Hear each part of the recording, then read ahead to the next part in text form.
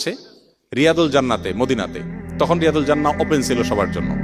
তো রিয়াদুল জান্নাতে অনেক ভিড় থাকে, কেউ কোনো দিক খেয়াল করে না। তো এক লোক তার সামনে দিয়ে যেতে নিয়েছে, উনি নামাজে দান অবস্থাতে এভাবে হাত দিয়ে প্রথমে বাধা দিয়েছেন। লোকটা কেয়ার করে নাই, আবারও যাওয়া নিছে, লোকটা আবার বাধা দিয়েছেন, আবারও যখন যাওয়ার সে চেষ্টা করেছে, এরপরে তার ওই শার্টটাকে ধরে একটা মোচড় দিল নামাজের মধ্যেই। ওই বেচারা পড়ে গিয়ে তারপরে অন্যদিক চলে গেছে। আমি চিন্তা করলাম আমাদের দেশে হলে এখানে একটা যুদ্ধ বেঁধে যেত।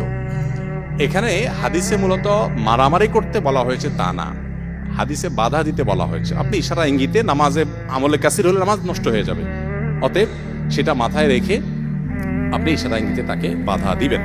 তো চেয়ার রেখেছেন, তারপরে সে হাঁটলে অসুবিধা নেই, তার ভেতরে যদি হাঁটে সম্ভব হলে আপনি বাধা দিবেন আলতো করে, যে নামাজের যে মুড আছে সেটা যেন ভেঙে না যায়। আর যদি আপনি সেটা বাধা দিতে না পারেন তাহলে আপনার নামাজ হয়ে যাবে, কিন্তু যিনি হেঁটেছেন তিনি গুনাহগার হবেন।